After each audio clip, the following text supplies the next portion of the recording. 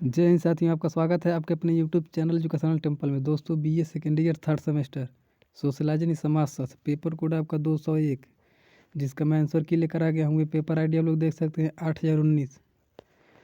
तो आइए देखते हैं पर प्रश्न नंबर पहला पूछा था, सीमाओं का सिद्धांत किसने दिया था? तो इसका राइट आंसर हो जाएगा ऑप्शन नंबर ए, सोरोकिन। प्रश्न नंबर 2 आया था, कौन सी प्रक्रिया भारत में संचार के परिवर्तन को प्रदर्शित करती है? तो इसका राइट आंसर हो जाएगा ऑप्शन नंबर बी, सांस्कृतिकरण। प्रश्न नंबर 3 आया था, बढ़ता हुआ प्रौद्योगिकी विकास सामाजिक परिवर्तन के किस प्रतिमान से संबंधित है? तो इसका राइट आंसर हो जाएगा ऑप्शन नंबर डी, रेखीय प्रतिमान। प्रश्न नंबर 4 आया था कि कौन सा तथ्य सामाजिक परिवर्तन का स्रोत नहीं है? तो इसका राइट आंसर हो जाएगा ऑप्शन नंबर ए, परंपरा। प्रश्न नंबर 5 आया था कि अकबर के अनुसार भौतिक और अभौतिक संस्कृति के बीच पैदा होने वाला असंतुलित क्या कहलाता है? तो इसका राइट आंसर हो जाएगा ऑप्शन नंबर बी, सांस्कृतिक विलंबना। प्रश्न नंबर 6 था कि मॉडर्नाइजेशन इन इंडिया ट्रेडिशन पुस्तक के लेखक हैं? तो इसका राइट आंसर हो जाएगा option number C, Yogendra Singh. प्रश्न नंबर 7 आया था, किस विद्वान ने संस्कृति विलंबना का सिद्धांत प्रस्तुत किया था? तो इसका राइट आंसर हो जाएगा ऑप्शन नंबर बी, अकबर ने। ये वाला क्वेश्चन आपका ऊपर जो 5 नंबर दिया था, इसी में से आपको घुमा कर पूछा, अकबर के अनुसार संस्कृति विलंबना यहाँ पर ऑप्शन होगा। यही क्वेश्चन यहाँ पर नीचे घुमा दिया है। क्वेश्चन आपका सही आया था, लेकिन पेपर थोड़ा डीपली बनाकर क्वेश्चन को घुमा कर दिया है। प्रश्न नंबर 8 देखते हैं, कौन सी दशा सामाजिक प्रगति की अवधारणा से संबंधित नहीं है? तो इसका राइट आंसर हो जाएगा ऑप्शन नंबर बी, न्यूनतम जनसंख्या। प्रश्न नंबर 9 था, एशिया ड्रामा पुस्तक के लेखक का नाम है? तो इसका राइट आंसर हो जाएगा ऑप्शन नंबर बी, गुरनार मिर्डल।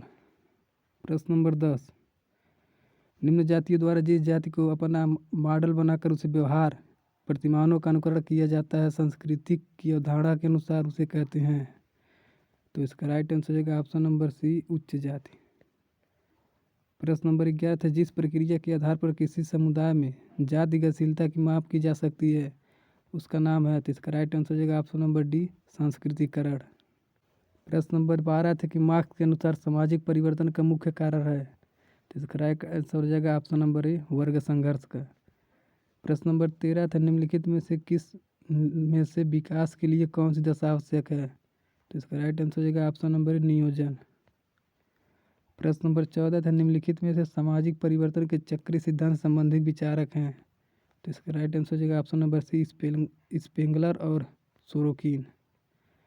प्रश्न नंबर 15 था, किसने कहा उद्विकास कुछ तत्वों के एकीकरण तथा उससे संबंधित वह गति है जिसके दौरान कोई तथ्य अनिश्चित तथा संबंध समानता से निश्चित भिन्नता में बदलता है, यानी बदल जाता है? तो इसका राइट आंसर हो जाएगा कहा था option number B, Herbert Spencer ने।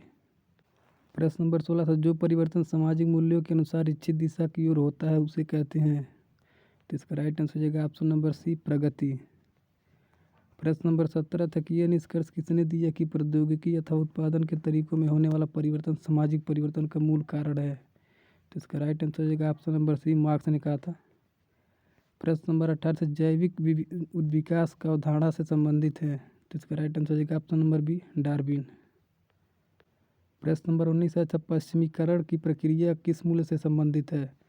तो इसका राइट आंसर हो जाएगा ऑप्शन नंबर सी, ए और बी दोनों।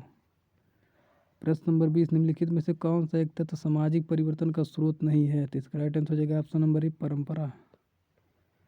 प्रश्न नंबर 21 आया था कि प्रौद्योगिकी विकास के कारण निम्नलिखित में से किए गए नए वर्ग का प्रादुर्भाव हुआ है? तो इसका राइट आंसर हो जाएगा ऑप्शन नंबर बी, पूंजीपति वर्ग के द्वारा।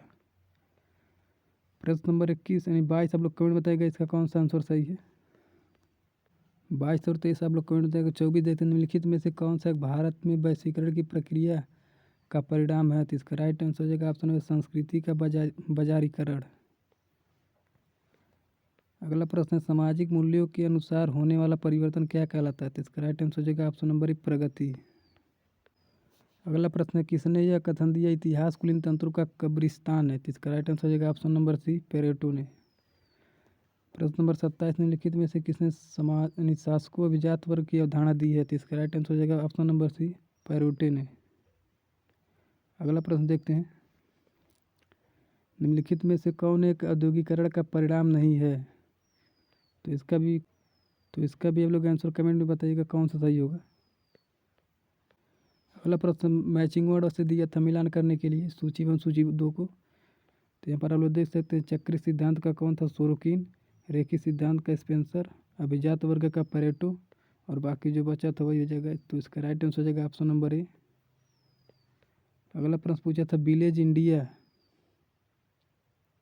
नामक पुस्तक के लेखक कौन है। तो इसका राइट आंसर हो जाएगा option number A R.D. Redfield. प्रश्न नंबर 31 पूछा था सामाजिक परिवर्तन की प्रक्रिया के रूप में लौकिकीकरण की अवधारणा को किसने दिया था। तो इसका राइट आंसर हो जाएगा option number B M.N. Srinivasan.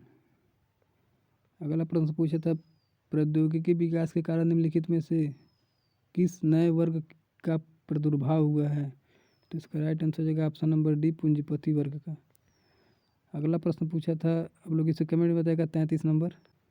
प्रश्न नंबर 34 वैश्विक ग्राम की अवधारणा को प्रतिपादित करने वाला विद्वान था। तो इसका राइट आंसर हो जाएगा ऑप्शन नंबर ए किंडसे। अगला प्रश्न बेवलेन को कहा जा सकता है। तो इसका राइट आंसर हो जाएगा ऑप्शन नंबर ए प्रौद्योगिकी निर्धारणवादी। अगला प्रश्न पूछा था clause and clause conflict in industrial society पुस्तक के रचयिता कौन है। तो इसका राइट आंसर हो जाएगा ऑप्शन नंबर। तो उसका भी आंसर क्लियर नहीं है। प्रश्न नंबर 37 देखते हैं किसने कहा कि उत्पादन के तरीकों में होने वाला परिवर्तन सामाजिक परिवर्तन का मूल कारण है। तो इसका राइट आंसर हो जाएगा ऑप्शन नंबर 1 कार्ल मार्क्स ने कहा था। प्रश्न नंबर 38 निम्नलिखित में से कौन सी वैश्वीकरण की विशेषता है। तो इसका राइट आंसर हो जाएगा ऑप्शन नंबर डी। अगला प्रश्न पूछा था कि लघु एवं बृहद परंपरा की व्यवस्था विवरण किसने प्रस्तुत किया था। तो इसका राइट आंसर हो जाएगा ऑप्शन नंबर ए रॉडफील्ड ने। अगला प्रश्न पूछा था 40 और लास्ट है जब अनेक लघु परंपराएं किसी बृहद परंपरा में विकसित यानी विकास में योगदान करती हैं तब प्रक्रिया को कहा जाता है। तो इसका राइट आंसर हो जाएगा ऑप्शन नंबर सी सार्वभौमिकीकरण। तो इसका मैं सेकेंड पेपर का मॉडल पेपर अभी अपलोड कर दूंगा जो मोस्ट इंपॉर्टेंट क्वेश्चन रहेंगे।